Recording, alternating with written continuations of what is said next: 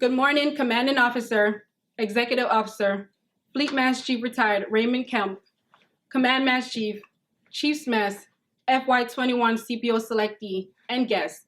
I'm LSC Select Parker, and I'm honored to be today's Master of Ceremony.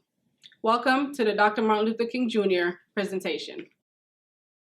Dr. King's voice rang out with a call for us to work towards a better tomorrow. He challenged us to live up to the ideals enshrined in our founding documents, that we're all created equal, endowed with unalienable rights to life, liberty, and the pursuit of happiness. I'd like to welcome our Commanding Officer, Captain William Clark, for opening remarks.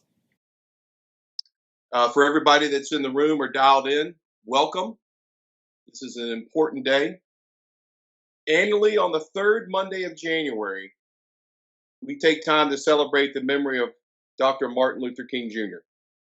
But not only do we celebrate his life, we celebrate his impact. Martin Luther King Day doesn't just represent one man, but it represents the civil rights that he fought for, along with many, many others.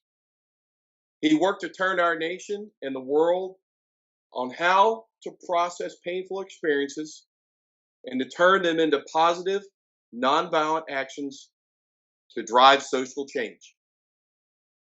Dr. King worked to secure the most fundamental rights granted by our Constitution for all Americans, regardless of skin color or other type of attribute. And for that, we pause to remember and honor him. To our guest speaker, retired Fleet Master Chief Kemp, thank you for taking the time to share your experiences with us today. And it is truly an honor to have you doing this as a previous shipmate, as I know what kind of an honorable, true professional, problem solver, and straight shooter you were when we were on the Truman. Thank you very much for joining us. Back over to you, Chief Select Parker. On June 2nd, 1964, Dr. King and the world witnessed one of the crowning legislative documents of civil rights movement, the Civil Rights Act of 1964, that banned employment discrimination based on race, color, religion, or national origin. Dr. King was instrumental in the signing of the act, which has led to equal opportunity, such as women and people of color becoming high-ranking officers in the military, members of Congress, business owners, pilots in the National Aeronautics and Space Administration missions, President and Vice President of the United States. Present day, 2021, there are different movements that have us progressing for a better tomorrow. Today, we're still experiencing racial injustice, fighting for the same vision as Dr. Martin Luther King Jr. Future, we are the dream. That dream that one day we will live in a nation that women and men, no matter the color of their skin, will be equal. This action starts with you. This action starts with us. We need to ask ourselves, are we doing enough? Are we doing our part in society to make the world a better place? Now I'd like to welcome ABFC Select Scanier to read an excerpt from Dr. Martin Luther King Jr. I Have a Dream speech. Now is the time to make real the promise of democracy. Now is the time to rise from the dark and desolate valley of segregation to the sunlit path of racial justice. Now is the time to lift our nation from the quicksands of racial injustice to the solid rock of brotherhood. Now is the time to make justice a reality for all God's children. Fleet Master Chief Retired Raymond D. Kemp entered in the United States Navy in June 1986. The same year, Dr. Martin Luther King Jr. holiday was observed for the first time. He was selected in the Command Master Chief program in 2009 and chosen to represent the Navy as a student in the United States Army Sergeant Major Academy, Class 60. Throughout his career, he has completed combat deployment in the 5th, 6th, and 7th Fleet areas of responsibilities and participated in Operation Desert Storm, Operation Restore Hope, Operation Southern Watch, Continue Hope, Sea Eagle 2, Iraqi Freedom, and Enduring Freedom. As the Fleet Command Master Chief of Europe and Africa, he directed and influenced over 56,000 service members, civilians, contractors, and family members across the European and African continent. He conceptualized, implemented, and executed large-scale initiatives tailored to the training program for multinational senior leaders and revolutionized naval leadership education by creating the seminal document, Laying the Keel. Please welcome Fleet Master Chief Retired, Raymond D. Kemp. Thank you for the introduction, Chief Select. And let me first start by saying what a privilege and honor it is to be here with you all today. Today being Dr. Martin Luther King's birthday, it makes it even more special. Interesting how timing works out in your favor without you really doing anything about it. It just works to where you're able to celebrate a birthday on the day. And so I ask you to pause just for a moment before I begin. Just think about how impactful and how influential a person must be to have a day that we honor, celebrate, remember, and are motivated and encouraged by. Imagine the type of person that must be. I'm honored each time I have the opportunity to talk to an organization that believes in honor, courage, and commitment, and has charged each member to live by that. They're somewhat idealistic, but the fact that we are all seeking the same ideals, that is to live by those values of honor, courage, and commitment, says something about us. We too shall be celebrated in a different type of way than Dr. King, but certainly celebrated nonetheless as we live up to those standards of those who have gone before us. Now, as I begin, as I walk to the starting line of this moment that we have together, I'd just like to say thank you for those who were courageous enough to reach out to me in the way and the fashion with which you did. I celebrate the commanding officer, the assistants, the heads of department heads, division leads, and all of those people in leadership positions. Certainly the command master chief, the Chief Z, Chief Zamora. I celebrate you as well for putting together the initiation process and program for those who are stationed there and attached to the command. Though this is, yes, a celebration for Dr. Martin Luther King Jr., it is a chiefly moment because we're talking about leadership. And so all who are dialed in, those who may be present in the room, I'll reveal to you that Captain Clark and I were shipmates on board Harry S. Truman. And not only is that battle flag stained on our hearts because of the time that we spent together, I will admit that within the suffering grows a fellowship. There is fellowship in the suffering. And we went through some very difficult times on board that ship and celebrated tremendously. But he, as a man, stepped into my life when he stepped into my office, coming aboard as the head of department and the supply officer, and came into my office and sat down and had a conversation with me as a command master chief and talking about how we would get things done and work together. The number of times that we collaborated to influence the entire battle group, not just our command, speaks a lot to me. The way he carried himself and he led the way within his department, because he was surrounded by some people that were just terrible, and he had a few that were good, which meant that he had to be agile and mobile as a leader, and he was that, every bit of that. He was chiefing his way around that ship. But let me tell you, I'm here with a task, and that task is to speak briefly about Dr. Martin Luther King, perhaps elevate some characteristics that we too can exercise in our daily lives, certainly in leadership. He was, without question, an overcoming leader. And I would ride alongside the ABFC, CCB, Clear, Clean, and Bright. I'd ride along my ABFC brother and say that now is the time.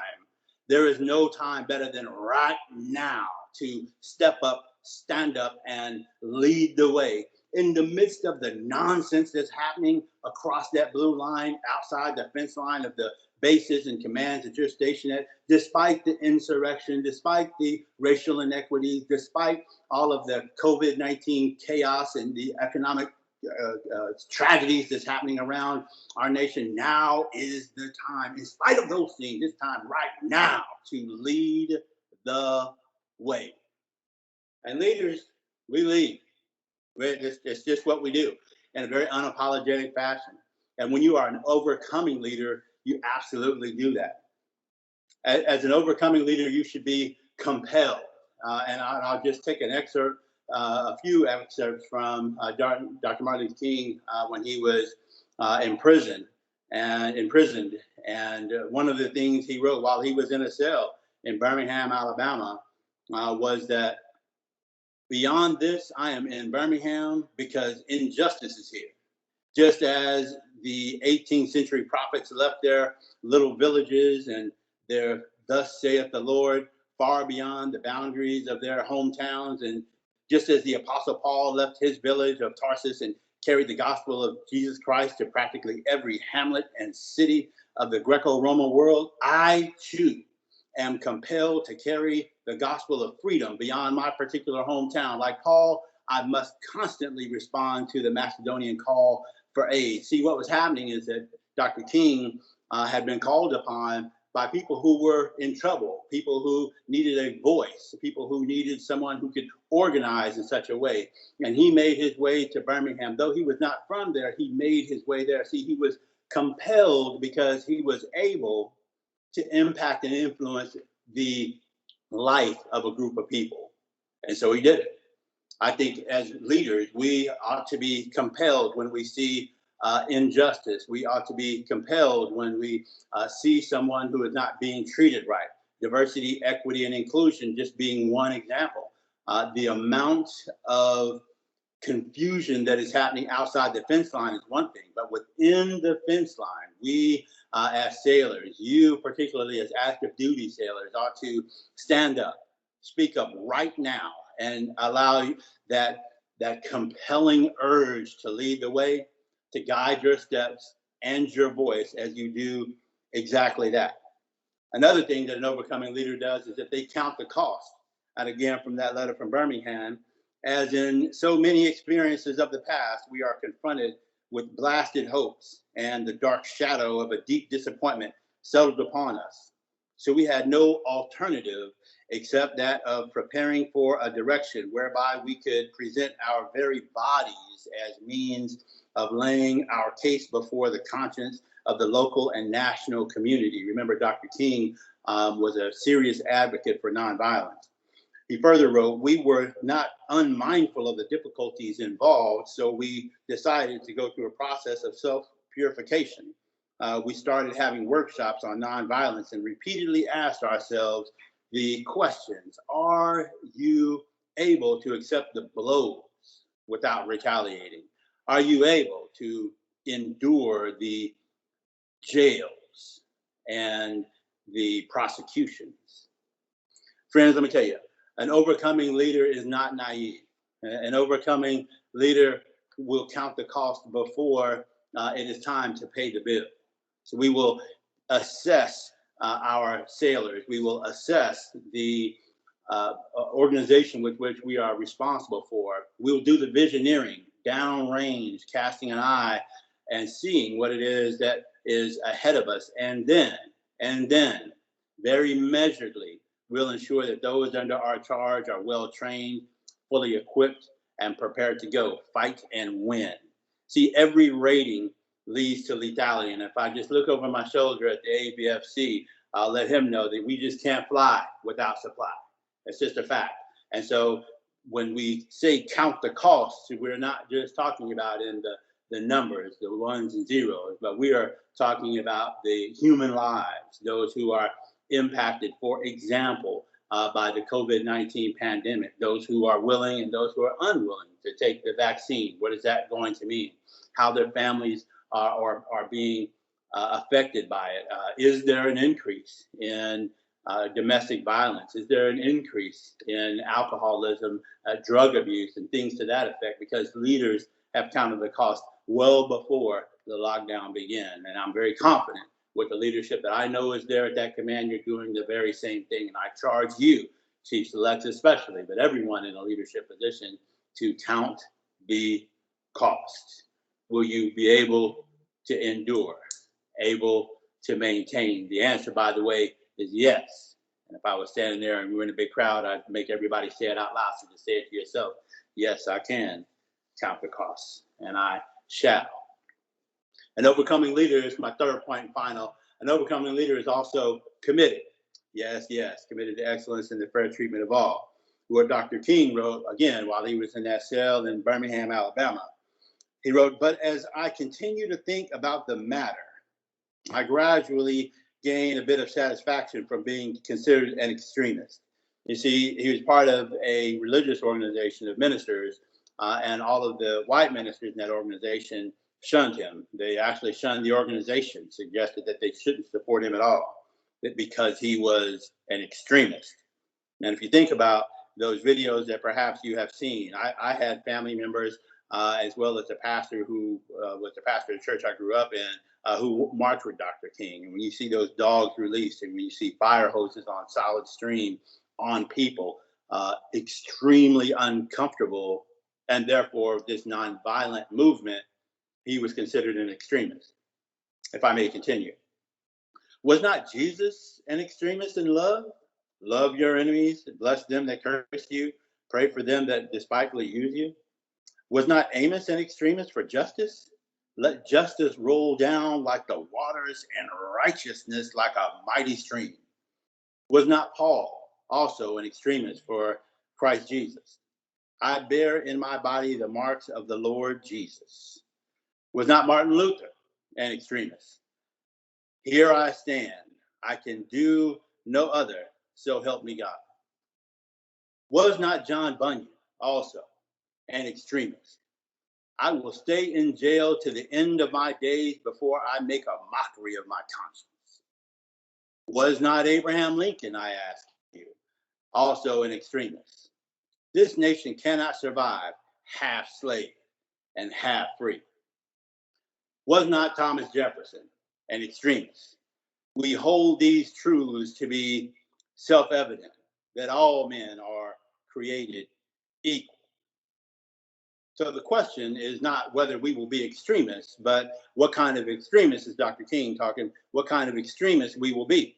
Will we be extremists for hate, or will we be extremists for love? Will we be extremists for the preservation of injustice, or will we be extremists for the cause of justice? Amen, Dr. King. Look, an overcoming leader understands that he or she must take a stand. You must be fully committed to the cause, to the mission, vision, the guiding principles that are in place for your organization. It is important to realize that to be committed, that means you must be deeply rooted in what that mission and what that vision is. And so I ask you, are you studying? Do you know exactly what the CO's mission, vision, what the guiding principles, the bedrock principles are for the command? And then are you executing? Are you taking that mission, digesting it in such a way that you can turn around and repeat it and have it repeated and have it repeated throughout your sphere of influence, not just at your command, but also amongst those who you deal with?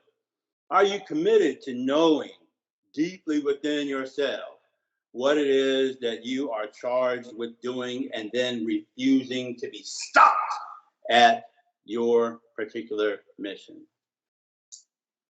So inside, you ought to be high-fiving yourself saying, yes, I am. chest bumping and all of those things. Inside of yourself, you should be welled up with energy. Inside of yourself, you should be standing and leaning back and shouting out a battle cry that raises your heart rate and body temperature. Inside your mind, because this is virtual, inside your mind, you should be fired up because we are in a place and time like we have not seen, we in our lifetime have not seen. And we are the ones who are leading the way. Come on, man, are you kidding me? What a great time to be a leader in the world's finest Navy. What a great time to be charged with being the example. What a great time to be an overcoming leader in a world that needs leadership like we have never seen before.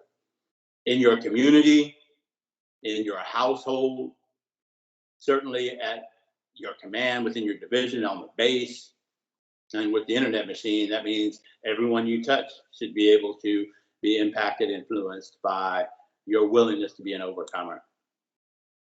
So as I make my way back to my seat, I would just like to encourage you to know that we're counting on you.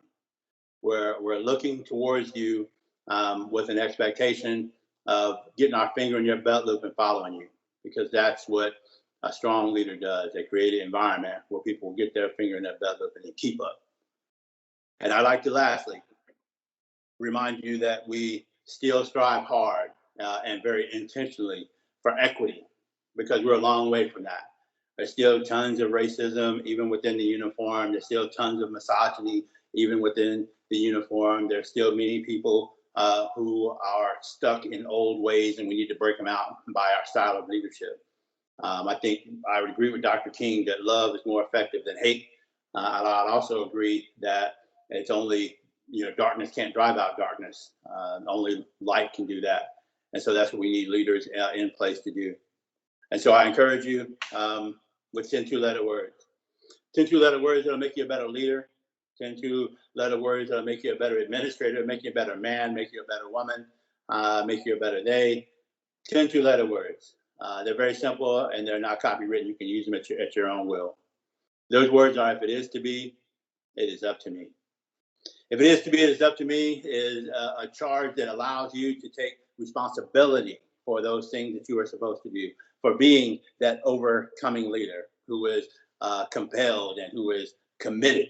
It is those 10 two-letter words that will elevate your abilities as well as your responsibilities as you are willing to live them out. Again, if it is to be, it is up to me. Thank you, and God bless you. Thank you, Fleet Master Chief. That was truly inspiring and amazing.